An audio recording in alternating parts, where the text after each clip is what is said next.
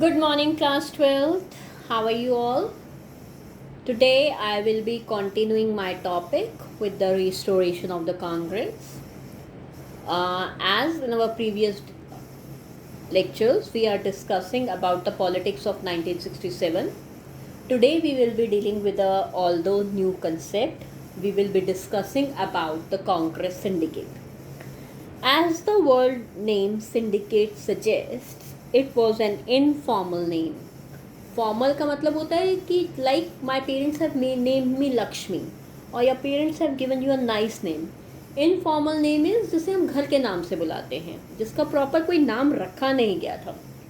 लेकिन जो कांग्रेस के टॉप लीडर्स थे उन्हें एक नाम से बुलाया जाता था जिसे हम सिंडिकेट कहते थे. ठीक है. So it was an informal name given to the senior leaders of the Congress. Maximum of these senior leaders have been a part of India's national movement. They had been either a freedom fighter or the member of the Constituent Assembly. That means either they have participated or struggled for the Indian independence, or they had played a prominent role in the shaping the constitution, formulation of constitution of our country. Fine.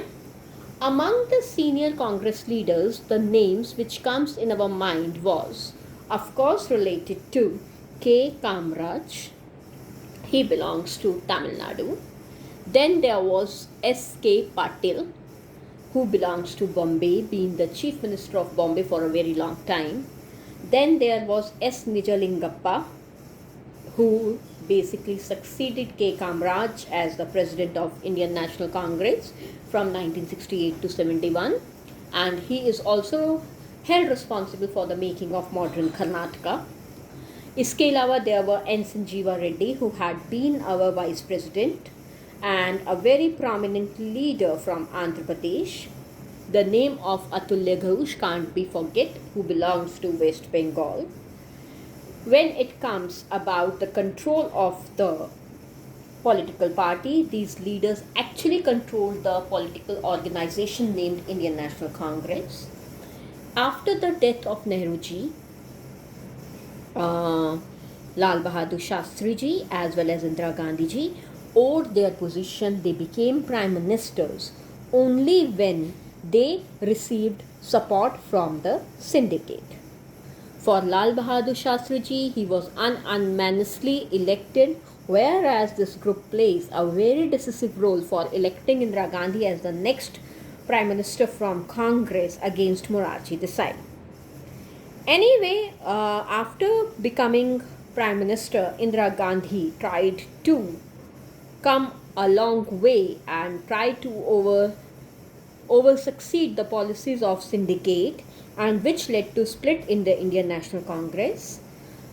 Congress split between Congress O and Congress R in 1969. Congress O was originally basically these Congress leaders of syndicate being its member, and Congress R was basically formulated or founded by Shrimati Indira Gandhi. How all this happened, why there was a split in the Indian National Congress, now we will be doing this topic under the subheading India, Indira and Syndicate. Fine. Now, as told you few minutes back that in the elections of Prime Minister after Shastri, Congress syndicate plays a very important role. It was this group's decision that Indira Gandhi became the Prime Minister, the next Prime Minister. But as soon as Indira became Prime Minister, ठीक है, she had to face the challenge from its own opposition, from the opposition from within her own political party.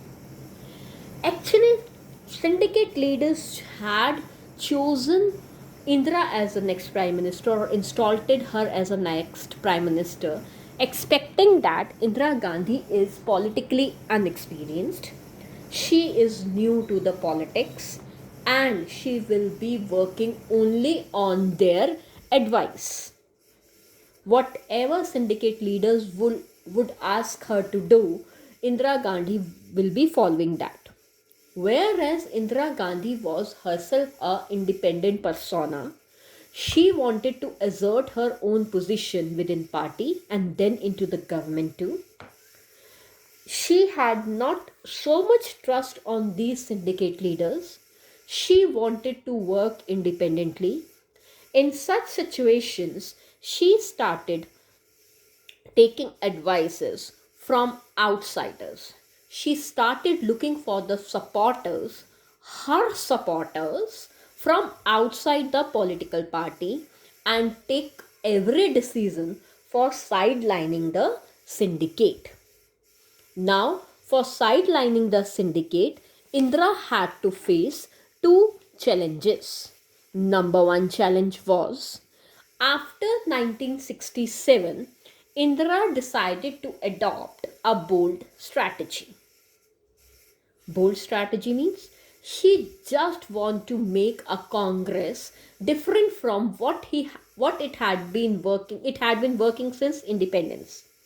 She converted Indian National Congress and its leader into a power struggle. She didn't pay more attention towards the coalition politics, like Congress was known for its social and ideological coalition. She started and working for its own ideological struggle. For this, she took second step. She went for left orientation. She adopted few of the economic reforms which were not in favor of capitalism. It was more or less being a support to socialism and the ideologies of communism. In a Congress working committee, she announced her 10-point program after becoming Prime Minister. She became Prime Minister somewhere in March 1967 and announced this 10-point program in May 1967. Regarding this 10-point programs, they were more socialist in nature, like it spoke about the control of banks. These programs contained the provisions regarding to the ceilings of urban property and income. It also deals with the nationalization of general insurance schemes. Plus, it spoke about various land reforms which not only dissolved zamindari system but also for the launch of a new program with the subheading Green Revolution for maintaining the food production in the country. She stressed upon the schemes of public distribution system, specifically the distribution of food grains among the poorer masses or among the rural areas. And ultimately, in the very initial stage, syndicate was not in favor of this, but later on, finally, when no option left and it was just a beginning, syndicate approved her 10-point program. Syndicate leaders did this as maybe Indira Gandhi would get satisfied and would sought to bring more reforms, but it didn't happen. What happened next we will be doing in our next video. Thank you for now.